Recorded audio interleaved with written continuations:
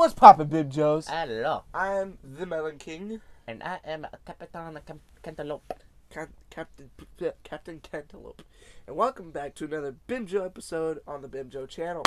We're Guys, we're trying something different. first before we get into the topic, we just gotta say thank you, guys. Thank you for the support, the comments, liking, subscribing, telling your friends, your family. I've seen stories where people shout out our channel. You guys are the OG squad, all right? Like my gang. boys, My homies out there. my dudes. Shout out to the OG squad. You know who you are. You know who you are. Shout out to all the support, to everyone for all the support and stuff. Thank you, guys. We appreciate it. But please keep it coming, because we're trying to make this pretty big. Yeah, this is gonna be fun. Mm-hmm. We're gonna do this long time. We're doing pretty damn long. creepypastas today, which I personally have never done. Yeah, honestly, we're gonna try to do something a little different and do something a little spoopy. Of course, it's still gonna be retarded, and we're gonna pause and tell stupid stories in between because we're dumb fucks. Like, oh, this creepy story reminds me of my dick. It reminds me of suck my dick. Wait. You've seen that meme, right? Suck my dick. Yeah. Okay, every time you just taste a random pasta. I'll read the first one. Alright, shit. Okay, so, Dark lighting. The year is 1939. Spoops. And there's pussy involved, but it is puffy. So therefore, it is not untouchable. Wow. It's puffy. You need tight. Puffy girls need it too. True. I mean. Fuck. Anywho, first creepypasta of tonight is called... Why are we so fucked up, honestly? I don't know. First creepypasta of the day is called I'm Afraid of the Dark. Okay, hold up. Depends how old you are. The mic is totally in like your shit, dude. Can you guys hear me okay? Oh, we didn't do a sound check. Sound check! Woo! That is the sound you make when you deep throat a cantaloupe. I love deep throating cantaloupes. Well, you are a cantaloupe, so...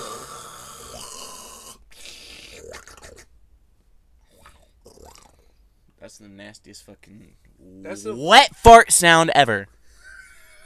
Anywho, first creepypasta of today. fart. It's called I'm Afraid of the Dark. It starts, I've always gotten scared of the dark easily. Maybe it was the stories my older brother used to tell me when we were little. Always explaining in depth how there were monsters under my bed and how if I left my closet open at night, I'll be dragged screaming into the darkness.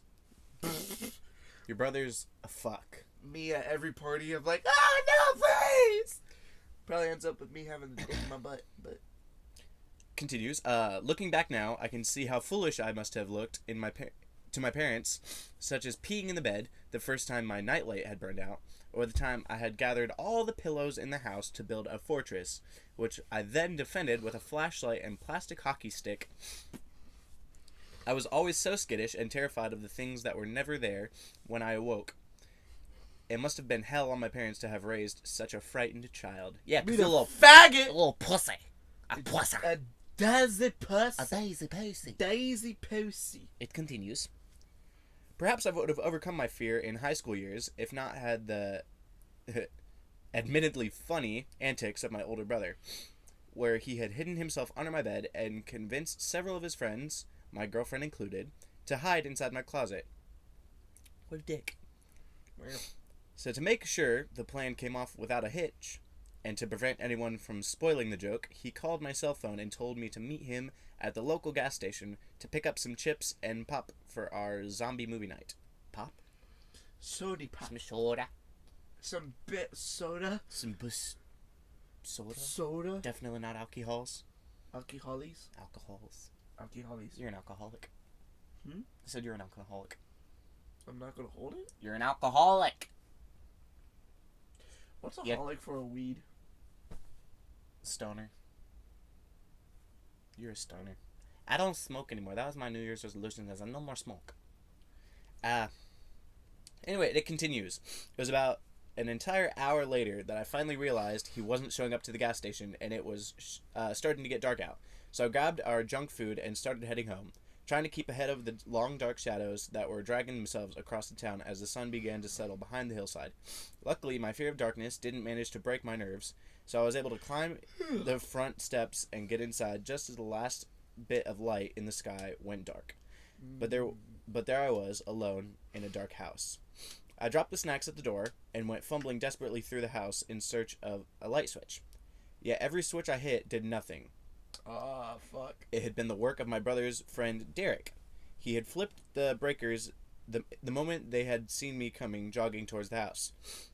But at the time, I was just a frightened little kid searching for the safety of light. Thump. I heard a noise upstairs. Thump. Why would it be a thump? I heard it again. Thwomp. I spat all over myself. Yeah, me. I ran to the closet and searched for a flashlight in the blinding darkness. My hands fumbled around as I desperately rummaged through the coats and shoes until my hand finally found the sweet little tool. Click. A light.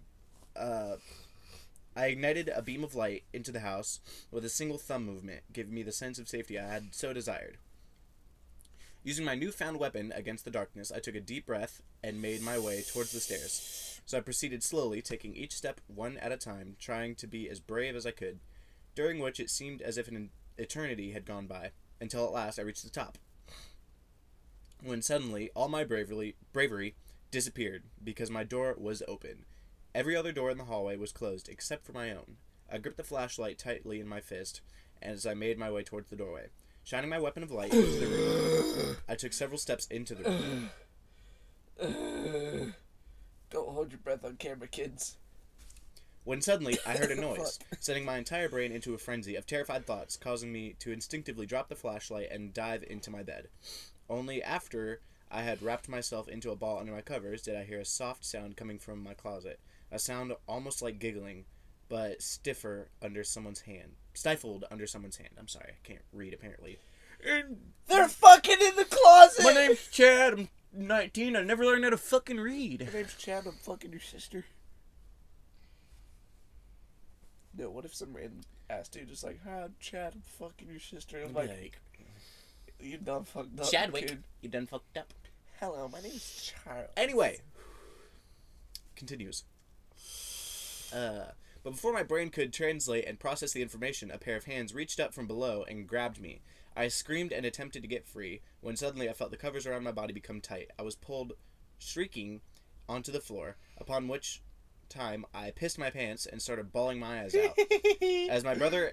This is funny. As my brother emerged from under the bed, laughing, and everyone else was standing around me, having a fit of laughter that was turning faces red, I realized what had just happened. After that night, my girlfriend broke up with me, possibly out of embarrassment, and possibly because the story spread throughout the school like wildfire the next day.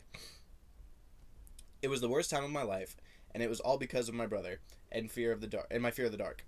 So I planned to get even with him, spending weeks writing out various ideas and storing them away in my closet to prevent unintended eyes from reading my notes. Dude, this is some, like... Why do I feel like this is gonna get some, like, creepy-ass revenge shit?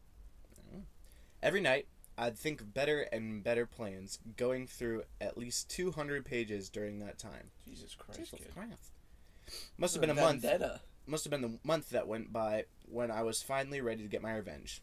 So on the weekend of our parents left us alone at home while they were going out of town. I hid myself in my closet across from my brother's room, making sure to phone him before he got home from his girlfriend's house. Ooh, he stole his girl. I told him the power had gone out and that I had been electrocuted very badly when I had tried to cut it on an exposed wire on the old TV in his room. This kid needs to work on his grammar because his spelling is terrible. I cried and made choking sounds that I tried to learn in drama class and told him how I was scared and hurt, all because I had simply wanted to get revenge on him for his prank. I'm sure my lie worked, because he had run down the street and burst through the front door only 10 minutes later. Then he bounded through the darkness up the stairs, tripping and knocking over things in the hallway, all thanks to my new knowledge of turning off power breakers. He threw his door open and screamed into the darkness for me, yelling things like, "I'm here, I'll call an ambulance, and I'm sorry I ever scared you," were some of my favorites. But I think the best part was when I emerged from the darkness behind him and turned on the flashlight. He spun around and I could see tears streaming down his face. "You bastard!" he shouted and gave me a tight hug. "I didn't think you would do something so mean. I just wanted to get revenge for a prank," I smiled at him and pushed him away from me. But that was just a prank of my own. This is the revenge part. I said as his eyes widened and he was pulled into the closet screaming. Now, to be honest, I was never afraid of the dark because of the stories my brother told me. I've only ever been afraid because he was right. I had only been so terrified of my brother's prank because I thought that it was the darkness coming to get me. I completely lost my part because you got messages. Anyway, leave me alone. I had only been so terrified of my brother's prank because I thought that it was the darkness coming to get me from failing to uphold my side of the bargain. I had promised them that I would hand over my brother in exchange for them to stop tormenting my dreams. And before that moment, I had considered letting myself get taken in exchange for his safety. But I guess it was that prank that finally did it. Wait. Can I finish? Yeah? Bravo. You instead got yourself taken by the monsters in the closet, brother. Maybe he'll find a way to get back at me from beyond the darkness, or maybe he's just been digested in a monster's belly. But all I know is that I am still afraid of the dark. So he sacrificed his brother to, like, fucking... Stupid zombie, you need to work on your grammar skills because they're fucking awful. But, dude, that's fucked. Dude, it went from a prank to a fucking demonic sacrifice? Well, apparently, he wasn't scared of his brother's prank. He was scared because all that shit was real, and his brother was just fucking with him. But, dude, like, his brother was actually worried about him, like, showed genuine concern, and then he was just like, fuck it, you're getting eaten by demons. Like, why? What's that one? I get to read one. Yeah, you get to read one. My mans. Dude, what the fuck? Yeah, dude, that's fucked. Like, he apologized, like, gave him a bro hug, like, said, like, we're men, we hug it out. Like, alright, cool. And then all of a sudden he's like, Little bitch! You going to hell. Literally, going to hell. Like, why the fuck? Watch one of these stories be like, once upon a time, the end. I'm like, oh fuck. You know you're not supposed to do that, right? Oh my god, Cody. Bruh, your Wi-Fi is No, you ass. turn this shit on. Whatever. Just fix it and then read your story. You're fucking... Seriously, though, that story was kind of fucked. I don't know, like, why the fuck would you do that? And he was gonna sacrifice, himself for his brother, but then he was like, nah, fuck this bitch, and sent him to the monsters. What haunts the fields? The monster from Jeepers Creepers. I think that monster's name was, like, the Creeper. 6-minute story, you guys. Set the tone. In a world. No, I'm playing. Alright, here we go. In the midst of the fields, they say, are where the bodies were found. They were nailed to a stick of wood and used as scarecrows, but not before their bones and organs were removed and replaced with straw. This is already fucked up. You gotta read it like an Is announcer. the story true? Jonah asked. Of course not, my boy, Hicks replied, laughing his way into the kitchen. Hicks was a 60-year-old fucking dude who had lived across the fields with his whole goddamn life. Does it really say fucking? No. Oh. I'm adding content. Just read it. Jonas was a young 17-year-old male who was hitchhiking along the road that sits just outside Hicks' home. Hicks Fuck. Hicks felt bad for the... Stop. All that cantaloupe is, like, giving me shit. Fuck. I just inhaled a huge wad of spit. Hicks felt bad for the boy, so he allowed him to stay in the spare bedroom of his house in exchange for work around the farm. He'd only been there for 4 days and everything was well, but there was something about the fields that always gave Jonas the creeps. It was the way the crops swayed inconsistently with the wind. It was the smell that would linger around the fields and make its way towards the house. But most of all, it was the stories that Hicks would tell him about the fields. Remember that one time? Remember that one time you fucked your sister in the fields? Sweet home Alabama. What the fuck? I'm reading on. Every night. West Virginia. Sorry. Fly forever. That's not the words of the song.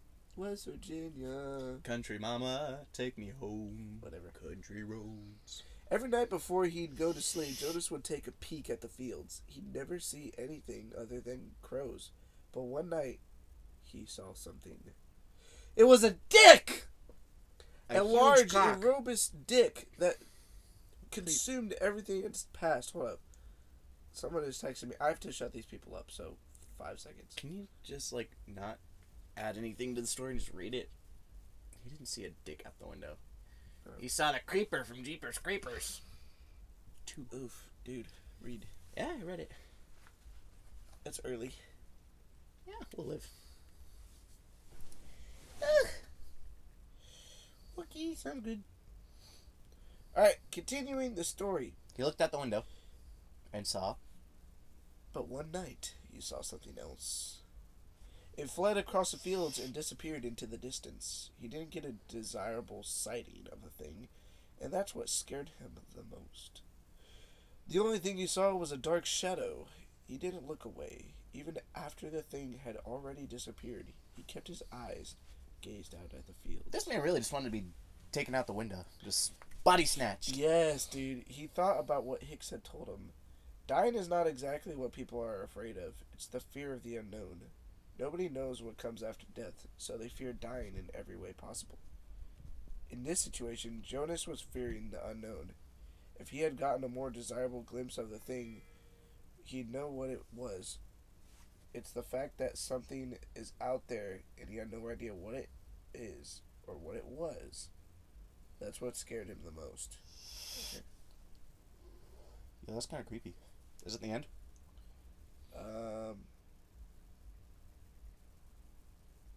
Hold up. Mom says we have music, but we're... That's the neighbors. Tell her that's the neighbors. Turn your fucking music down, you cunts.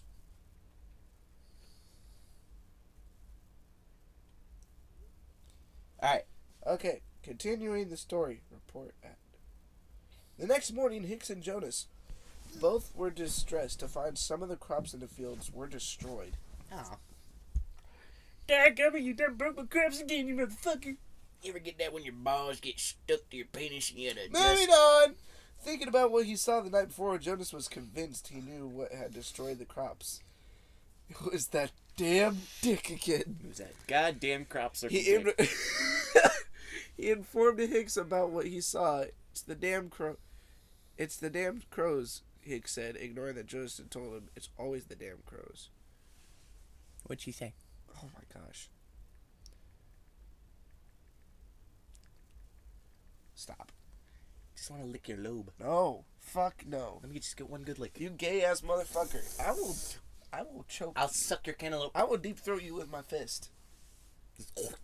Like, grab your throat and, like, rip it out like they do in the monster movies. That's not deep throating my fist. It's basically deep throating. No, if you're going to deep throat me with your fist, you're just going to wank me out. Whatever. Oh! Oh, God, Mom, leave me alone. What'd she say? So be smart with your bedtime. Bruh. I'm an adult, bitch. I'm kidding. The hours went by slowly but surely. Jonas was just finishing up work in the barn and heading toward the house when he heard something shuffling through the fields. Ding, ding, ding, ding, ding, ding, ding, ding, ding, ding, ding, ding. I'm like, read yourself, motherfucker. Fucking dead. He was curious, but yet afraid of the unknown, like he had thought earlier. He walked cautiously into the dark fields, the moon being his only source of light. He had a pitchfork in his hands, and he held that pitchfork in a defensive position as he shuffled through the fields. Better watch out, motherfuckers, or I'm gonna poke you. Motherfucker, I'm gonna poke so many goddamn holes in you. He heard something. He knew it was out there. Even when he was standing completely still, he heard something moving. Through the fields, he heard it snickering. He heard it breathing. There was something... what kind of breathing is that? Jesus Christ. You ever get when you need a stuffy nose? There was something out there, but he couldn't see it, and that's what scared him the most. Fear of the unknown. What is this fear of the unknown that scared him the most? How many most scared can you be, kid? Like, Jesus Christ, just be like, I'm fucking terrified. I'm going to sleep. Actually, no, you're probably up all night, but fuck that anyways. As Jonas stood in the center of the field, he realized he was lost. He smelled something deadly. It's not me, I swear. It's your swamp ass. He shuffled through the fields a bit more, and that's when he found it. Not the thing, not what haunts the fields, but he found a man nailed to a piece of wood as the straw hung out of his gut. Oh boy, his skin was desecrated. I was about to say, try that again. But look how English. Look how you spell that. Desiccated. With 2 C's. Continue. Whatever. And the bottom portion of his legs were removed, just above his knees. Above his knees, so like thighs up. Yep. He was stubby. A little stub. He thought he heard him breathing, but no. The man's been dead for over a month. Imagine if that guy was like alive and he just waddled around on his subs. Like, come at me, motherfucker. Tag, you're it. He thought he heard. Oh yeah. He heard something else. He looked to his right, and that's when he saw it. Not waiting for a second, he took off running. He ran through the fields, not even worried about the fact that he was lost. All he could think about was what he saw. Despite the fact that he'd seen it, he still did not know what it was. Fear of the unknown. This kid's really afraid of what he doesn't know. Exactly. He kept running, shuffling through the fields, as horrified as he could, until he ran into Hicks, who had gone out to look for him. He followed him back to the house, explaining to Hicks everything. He's like, he's out there, he said. I've seen him. I've seen that motherfucker. I done seen that motherfucker. He's motherfucking creepy as Dude, shit. honestly, with this whole fear of the unknown shit, I probably would just be like, what's up, bro? How you doing? He'd be like, hi, man. Name's Turner. I found a dead-ass body. I'm nailed to a piece of wood. I'm like, cool. So is that your hobby or something? Hi, my name's Kevin. I like to chop people's legs off and hang them from wood. If your name's Kevin, I'm sorry. I'm not trying to make fun of you. Just Kevin's the first name that popped into my mind. And plus, it matches that voice identically. Yeah, whenever I think of someone named Kevin, I always think of him having a big old... Hey, Kev! No, I think of him having a deep voice, like... Hey, my name's Kevin. Hey, my name's Kev. Hey, my name's Kev. You're there, or you just have the return host, like, hi, this is my Joseph voice. Hi, my name's Jeff. And then you have those words like, hi, my name is Charles. Hello, my name is Yosef. Alright, keep reading. Alright, he said, you calm the hell down, boy, Hicks yelled. Jonas had become silent, but still shaking from fear. What haunts the fields is not a he. It's not a who. It's a what? It's an it. It's a thing. It killed a man, Jonas said. It's out there. We have to call the police. There ain't nothing no police can do, Hicks said. We'll be safe just as long as we stay from the fields at night. Jonas, you sound like a little bitch. I'm not... What does it want? It's the damn crows, Hicks replied. Dick. It's always the damn crows. It wants the dick. No, mijo. No, mijo. Mijo, no. Mijo, no. Jonas went to bed that night, unable to sleep with the haunting image of what he saw earlier that night in his mind. He spent most of the night glancing out the window, fearing that it was... Fearing what haunts the fields is still out there. It wasn't until he began dozing off that he saw it again. Its beaming red eyes could be seen from miles away, but it was much closer than that. It was standing near Hicks' tractor, staring into the fearful eyes of Jonas before it fled into the fear and disappeared. The next day, Jonas still could not get the images of that night out of his goddamn mind. This poor little motherfucker was terrified. He really was, dude. Like, that thing, or the unknown fear. The creeper from Jeepers Creepers 2. They, like, scared the shit out of him. The one when he rips through the bus? Actually, that's the first one when he tears open the bus. Yeah, that shit was terrifying. From the dead man to the beaming red eyes of the thing, he was being haunted by the images. When the night rolled along, Jonas made sure to get inside the house before sundown. Sorry. Stop, nigga. He was all alone that You night. can't say that that's racist. I said brother. You said nickel. No, mijo. Hicks had left hours before for a supply run. Just a few hours after sundown, a scream had echoed from the fields. It was a woman.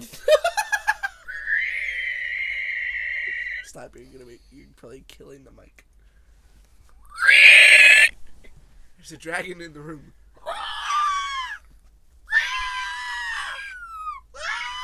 I sound like one of those screaming goats. I'm like, Continue! fuck. Jonas thought about it, and he thought about it hard. Long and hard. Like a dick. Shut up. Just stop. He decided that it wasn't right for him to just stand there and listen as the woman screamed for her life. He grabbed a shotgun belonging to Hicks, not even sure how to use it. He ran out of the house and into the field, screaming out for the woman. She was no longer screaming, hadn't screamed in a few minutes. He got to the center of the field, and that's when he saw her. She was nailed to a stick, straw hanging out of her gut. The bottom portions of her legs were removed, and also filled with straw, like the other man. He thought she was breathing, but no, she was dead, and again, it was the thing. With its beaming red eyes staring back at him, Jonas took off running, able to find the house minutes later. He ran inside and locked every door and every window. It was coming after him. He knew it. The Did I scare you? No. You're just like, why? Eventually, everything had become silent. The only thing he could hear was the beating of his own heart. Norman! Another knock came from the door, and his heart was getting louder. Another knock, and his heart was getting louder. Again, another knock. God damn. And his heart was getting louder. Fuck. He knew that it could have been Hicks, but he also knew it could have been the thing. His chest was getting tighter as he took a deep breath. The fear was growing. The fear was growing more intense as he didn't know who it was outside the door. Fear of the unknown. Who is this unknown? We're just gonna call the monster the unknown.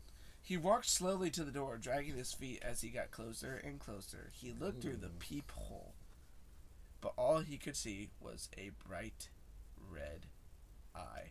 Oh shit. It blinded him for a few seconds, but he knew it was because he stared into that red. After a few times before, he ran from the door, unsure of what to do. He hid inside his bedroom closet. Dude, I would just blasted the fucking shotgun through the door. No, seriously. If I peeped that motherfucker, through the peephole, I'd stick the end of the barrel in the peephole and BAM! Right through the goddamn annihilated that motherfucker. Everything was quiet for a minute. It's them goddamn crows. The only thing he could hear was his own breathing when the front door creaked open. The fear got more intense, and his chest was even tighter. Just like my pussy! My pussy is hard. He tried with everything he had not to make even the smallest sound. The sound of footsteps wandered through the home and made its way toward Jonas. They were getting closer, and the closer they got, the louder his heartbeat would sound. His bedroom door creaked open. Whatever or whoever it was in the room. Again, shotgun. Blah! Annihilated. It's breathing. He could hear its breathing as it was louder than it had ever been before. The closet door creaked open, and Jonas was certain he was next to be nailed to a stick and displayed as a scarecrow. However, it was Hicks who stayed in front of him. What's poppin', Bimjoe? What are you doing here, boy? The fuck are you doing? He said, taking the gun from Jonas. It was here. It was outside the goddamn door. Hicks shook his head as he was snickering, and a sound so familiar to Jonas. You got it all wrong, my boy. You see, I left out a very important part about what haunts the fields. It's the crows. Wait, he got closer as Jonas backed up against the wall. It doesn't just kill anybody. It picks up hitchhikers and takes them to his home, where it tells them stories about the fields. His eyes become a bright, beaming red. So Hick was the monster. Do you know what it does to them next? And Jonas like, no! It guts them. It stuffs them with straw, and then it nails them to a stick out in the fields. Do you know why it does that? No. It's the damn crows. It's always the damn crows.